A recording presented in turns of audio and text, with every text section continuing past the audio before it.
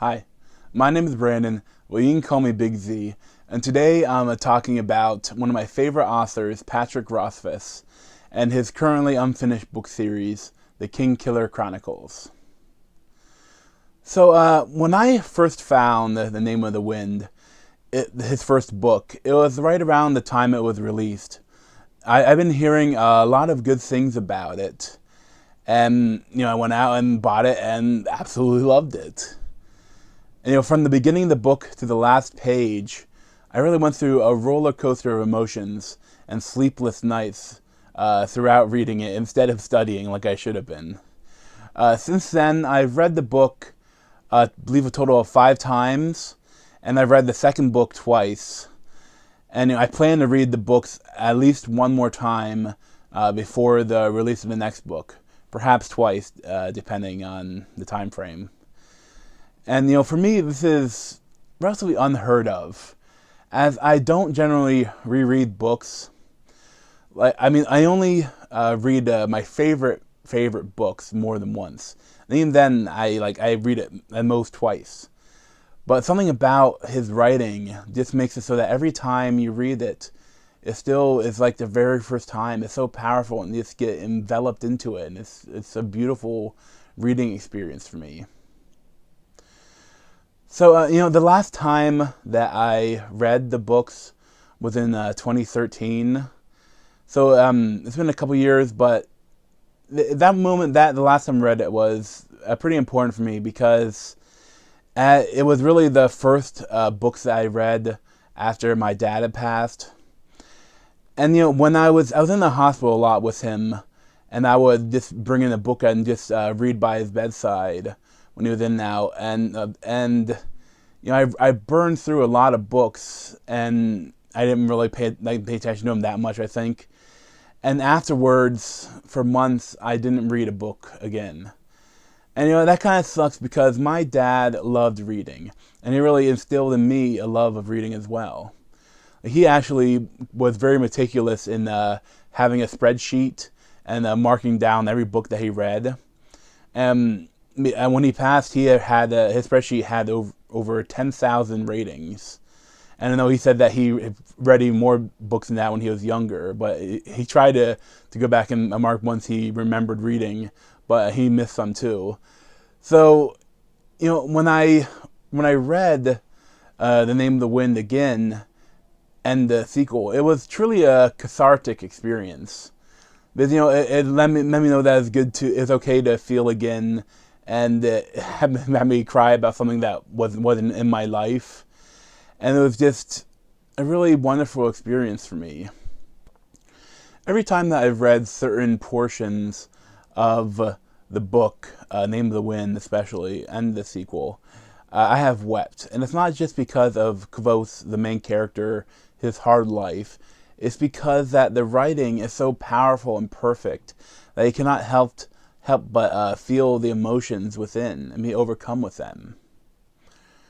I have series and authors that I may possibly love more than these books and this author, but mainly Robin Hobb.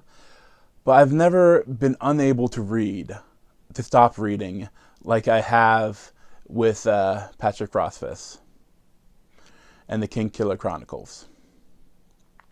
I have literally laid in bed with a gigantic book, or later a lighted Kindle, and a book light, and reading the entire night instead of sleeping.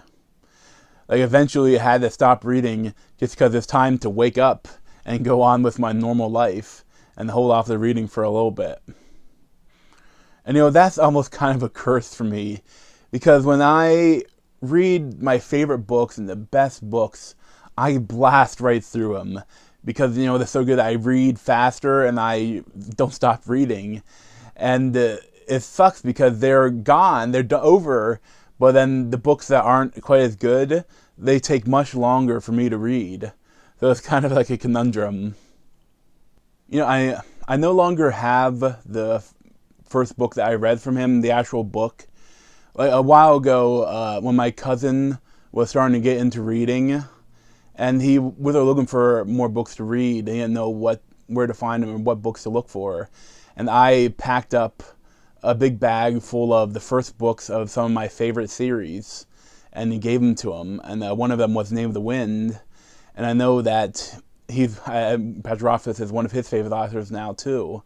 So instead, I have a different paperback version, but it's actually one of my favorite covers of the book. And I know there's multiple times for Reddit gifts in the book exchanges, or if they say they like books, I always make sure one of them is a new paperback of Name of the Wind. And I just love spreading his books, his works, because I really wish that more and more people would read them, and that's why I'm doing this video right now. For some background info on the author, Patrick Rothfuss graduated with a BS in English from the University of Wisconsin branch, Stevens Point, in 1999. And he received an Master of the Arts at Washington State University. Afterwards, he returned to Stevens Point as a teacher, and throughout this time, as undergraduate and postgraduate and as teacher, he was working on his masterpiece, the Kingkiller trilogy. And in 2002, he won the Writers of the Future competition with an excerpt from the second book, and the excerpt was called The Road to Levanshire. After this success, he spent years rewriting and perfecting his debut novel, The Name of the Wind, and it was published by Daw Books in 2007. And the book received multiple awards that year, and Rothfuss was considered by many fans and critics, including me, to possibly be the future of the genre. Because in his books, he takes a lot of the similar fantasy tropes and really turns them on their head or plays with them. Some authors just use them explicitly without even noticing they're using them, and some authors kind of throw them away and try to be different. But Pat kind of embraced those tropes of fantasy stories and just fairy tales and old stories, and just kind of twisted them and used them and acknowledged them, but did something different and special with them. And I personally still consider The Name of the Wind to be my favorite book that I've ever read. And the sequel, titled The Wise Man's Fear, was published in 2011 after a little bit of a delay. And the book again received awards, but and was loved by fans and critics, but perhaps not as much as the first book.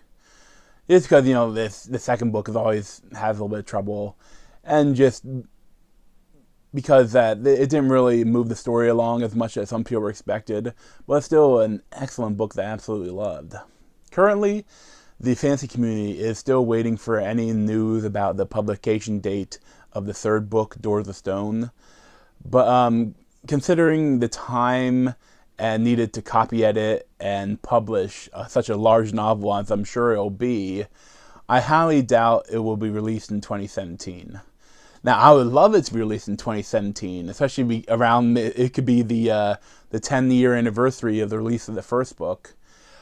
But I'm much more expecting it to be released, hopefully, in 2018, or maybe after that.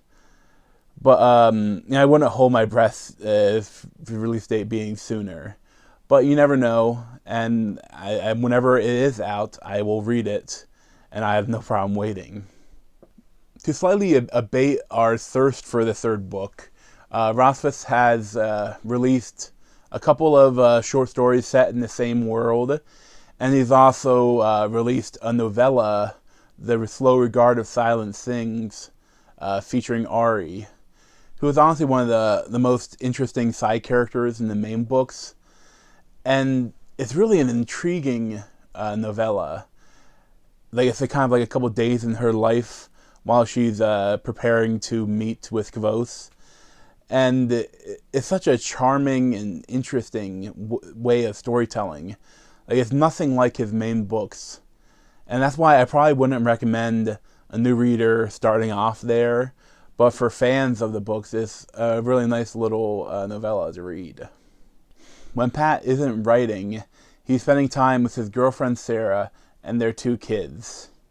And now, as you might know from the title of his books and the magic within, he strongly believes in the power of names.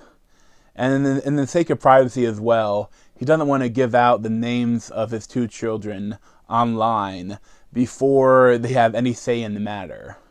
So, however, he wants to write blogs and posts and different stuff about his kids, but they're such a big part of his life. So his older boy on the internet goes by Oot, and his younger son goes by Cutie Snoo. Rothfuss also runs a charity called World Builders, and it started in 2008, and since then it's raised over $4 million, and it's kind of like a yearly campaign where they set up prizes and auctions and different events to raise money for Heifer International. And Heifer is a really interesting charity where they go into third world countries and they educate the people there, especially the women, in how to care for livestock. They give them livestock, they give them chickens, they give them goats, they give them cows, or they teach them how to plant things. And really they're teaching them how to grow like almost a little business and help their community. And really, instead of just like some monetary or some one-time gift, it's a gift that they can use for the rest of their lives, and they can spread it to everyone around them as well. And actually, the campaign is running right now, and that's kind of why when I'm doing a video at the moment, instead of I was going to put it off, I thought it'd be a good time to do it. And right now, I'll have a link in the video info down below. But if you donate $10, well, for every $10 you donate, you get an entry into the lottery, where that includes a bunch of books, a bunch of board games and jewelry, and there's a lot of cool geeky things that you could possibly win. And also, you're helping charity. There's even more auctions on eBay to help the charity too. And there's Tinker Packs, which are like different gifts, geeky gifts, and signed books, and other things related to Rothfuss's world.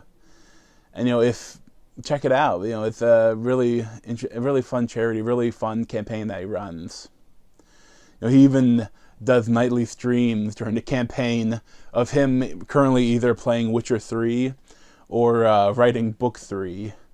And he's a little sick right now, but he's still a great orator, and it's really entertaining to watch. So you should check it out if you can. So when talking about the books, I'm going to try to avoid any big spoilers, but to set up the story, I do have to talk about some slight spoilers, so just as a warning.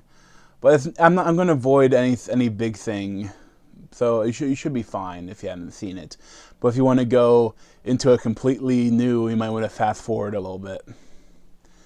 So the story begins in the present day in the fantasy world with a chronicler confronting a bartender named Coat.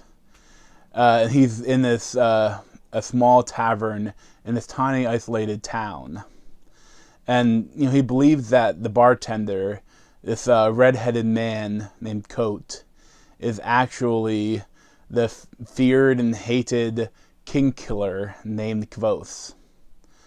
And he wants to hear the true story of what actually happened, and he wants to right from the horse's mouth. Eventually, Coat, formerly known as Kvothe, agrees to tell a story, but only if the chronicler gives him the night to gather his thoughts, and he gives him 3 days to tell his story, as proper storytelling cannot be rushed. This portion of the book is written in third person, and once the actual story starts, where essentially Kvothe is telling the story, it's like in the first person in the past. And it's never made clear whether the story that we're reading is the same story that Coat is speaking to the chronicler and his friend Bast. Like, you don't know like where one story begins and the other ends. And especially it makes it even more interesting because throughout the story, there are moments when Kvothe lies about himself and his past and things that he's done or exaggerates to make his name more powerful, to increase the weight of his name. And so you don't know whether he's an unreliable narrator. And no one knows how much of the story being told and written is truth and how much is lies or exaggerations. Kvothe's story begins much like the classic heroes, especially in fantasy stories, with a child having everything taken away from him and having to go away and learn how to be a hero.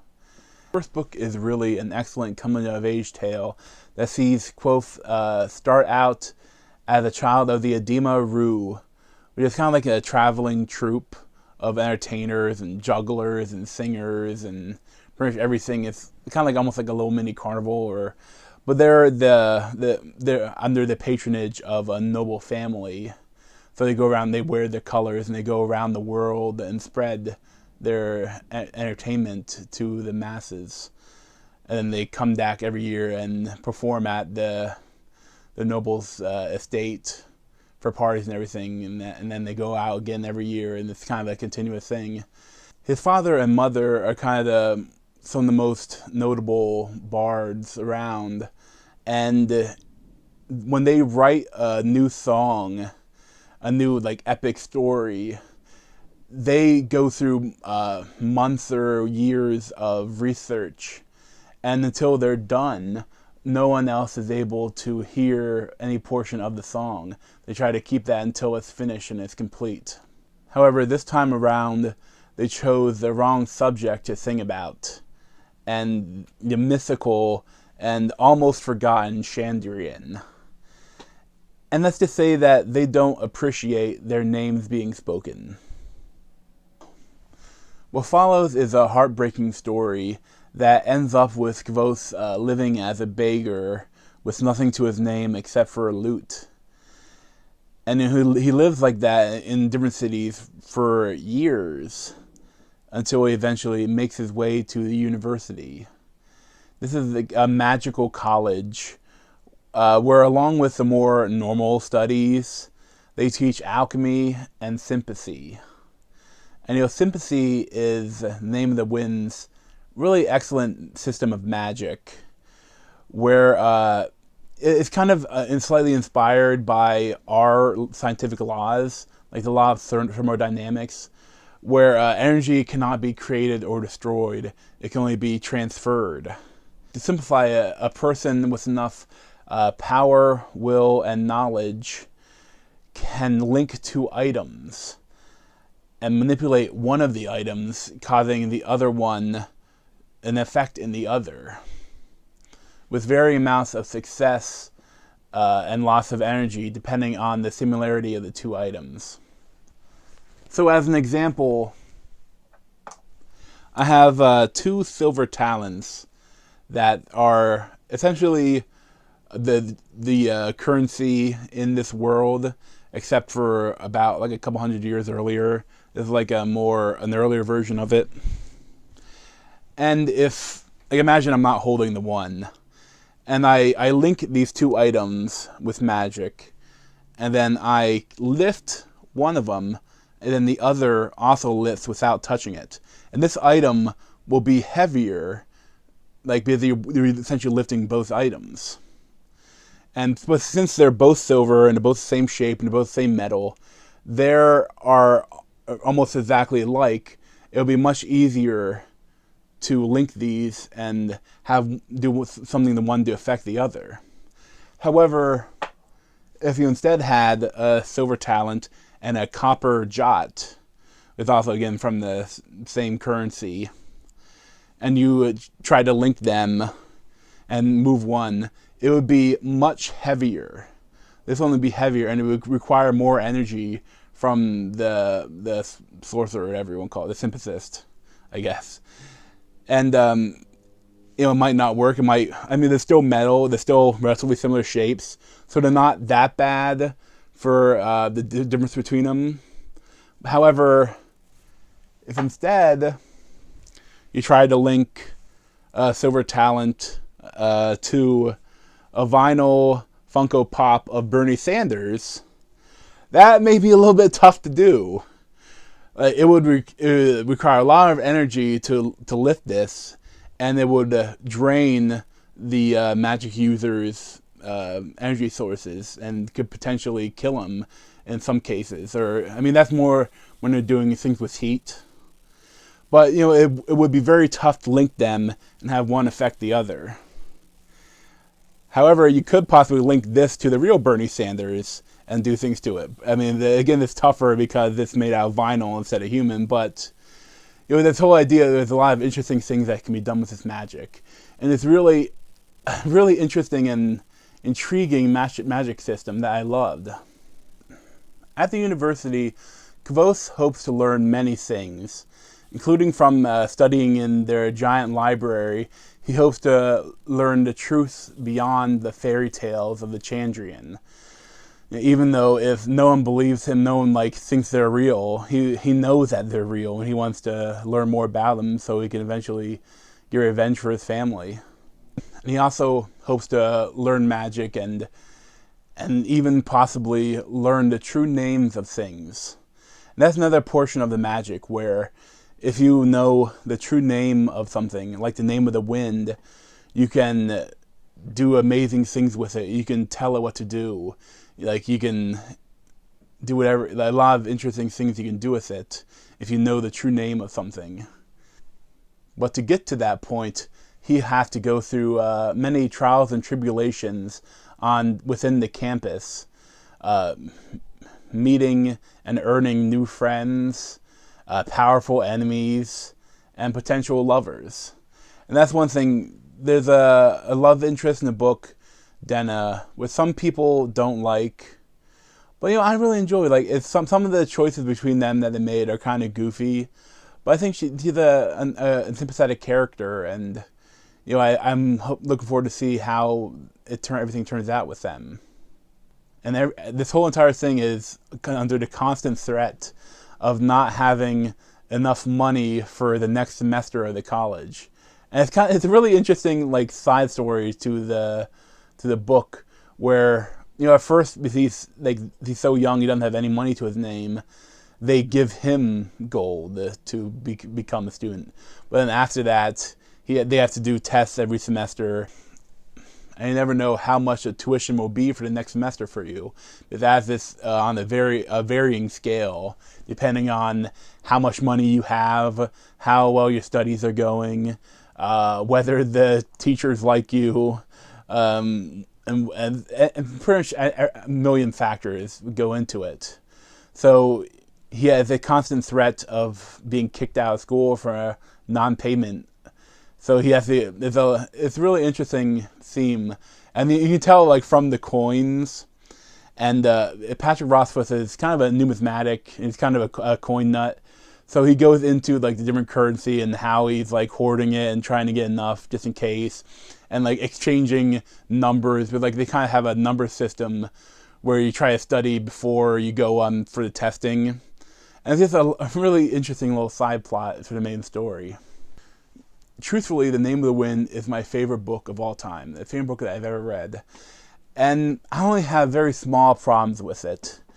And for me, even the one really isn't that big. But I know that some readers, certain parts of the book are a little slow. And personally, I do think that it's too bad that there's no clear beginning, middle, and end to the book. This is very clearly the first introduction to Kvothe's character. It's the very first part of his story. It's not a standalone book, even though it's an amazing book. It's you can't expect to get everything you want out of one book. It's the start of the story. It's not the end. But still, I love it and I highly recommend it. For the second book, The Wise Man's Fear, there's not too much that I can talk about without spoiling things. However, I will say that it's an excellent continuation of the story. And really, the coming-of-age aspect of the first book is mostly complete. And in this one, he's really coming into his power and adulthood and kind of using it in the world now, like expressing his power and his abilities in the world and causing change already. At the same time, though, through the present storyline, it's becoming much clearer that this story does not have a happy ending, especially when it leads to a powerless Coat bartending in the middle of nowhere. But, it's the first third of this book is very similar to the first book, where it's spent, at the university. And it's really a continuation of that story. However, after that, I almost found to resemble like a series of novellas, because it's almost like the collected adventures of Kvothe. Instead of a book, again, with a strong beginning, middle, and end. It's like a series of adventures. And even though it's a joy to read, I kind of missed not having that overarching storyline. That it's not that strong. There's no, like I said, there's no ending to the book or beginning. Like it's kind of just a continuation of his story. There are also some slightly annoying bits of the story that are skipped. And some of the things I really wanted to read, they sounded really interesting, and instead you got really in-depth coverage of other parts of the story that may not be quite as exciting, it seemed. Although there's a lot of more world building within and telling stories, and it's really interesting. But I wish I would have seen some of those things that they skipped. Throughout these, he becomes a force to be reckoned with. He learns swordsmanship from some of the most deadly people in the world, and he encounters fairies and powerful, deadly beings, and there's a lot of interesting things that occur. And, I love the book, but, I still, the ending had me striving to read what followed next, but I had to wait 6 years and counting for whatever that may be. And it's just, I wish there had been more of a conclusion to some part of the storyline. So as you might have noticed earlier, there was a bit of a delay with the release of the second book, and now there's an even longer delay before the release of the third book, The Doors of Stone. Pat has faced a bit of a blowback from the fantasy community because of this delay, and he honestly too often has to preface his blogs, his Q&As, and his streams with statements that questions about the release date or the state of the book are not welcome. And, they will have you banned if you comment about them in the Steam chat. I'm a strong believer of the fact that authors are not our bitches, and I'm fine with waiting however long it takes to publish the next book. However, I do wish that Rothfuss was slightly more transparent about the state of the manuscript for Doors of Stone. And when I read the first book, I remember reading the About Author page, and it said that the whole series was written. So it was kind of frustrating to wait, but at the same time, I know he rewrote each book almost completely, and now he's kind of in endless editing and revising state for the third book, and I completely understand and have no problems with it. Still, I'd love there to be some kind of comment about how the writing is going. Even though I know any possible date of release, which would just create more problems, especially if that date comes and goes.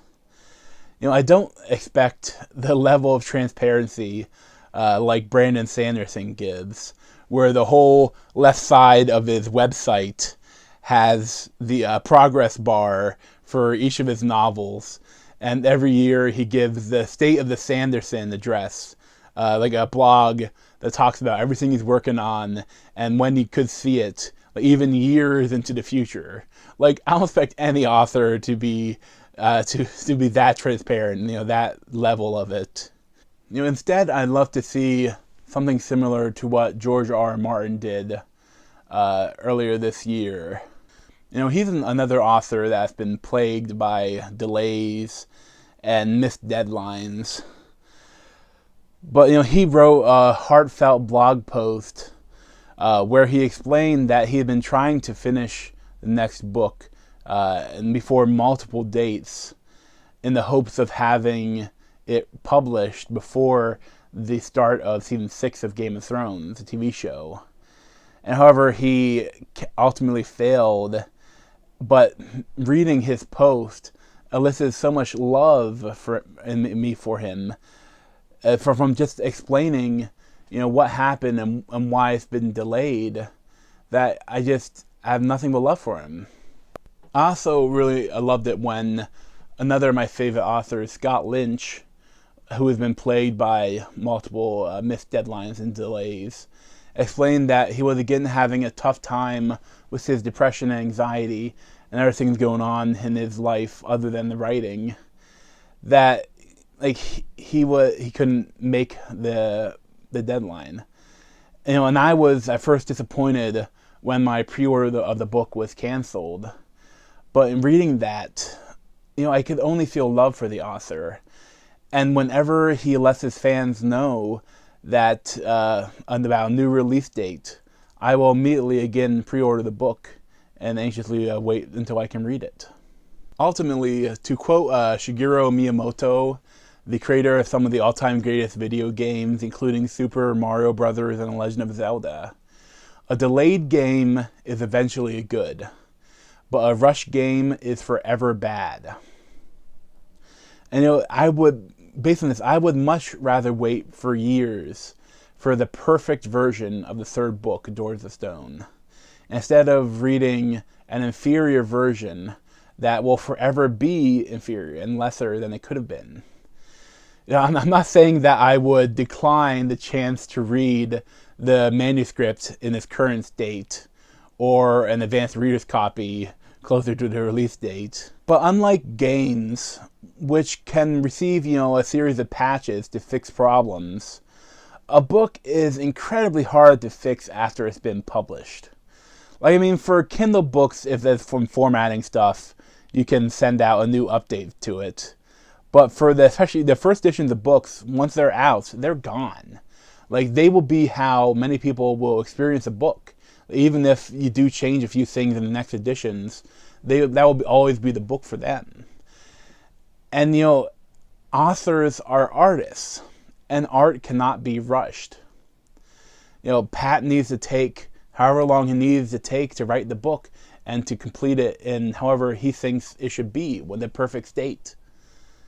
But still, I would appreciate a little bit more transparency. So to sum it up, I would highly recommend Name of the Wind and the rest of the series, especially to any fantasy fan. And really any fan of reading in general, I think, would love the books. The writing and the story within its pages should really surpass the genre. And I would love for everyone to give the book a chance. So thanks for watching. And if you enjoy the video, feel free to subscribe to my channel. I review movies weekly, and I'm trying to talk about my favorite authors and my favorite book series monthly. So if you subscribe, I'll do another one coming up in December. So thanks for watching again, and I hope you check the book out.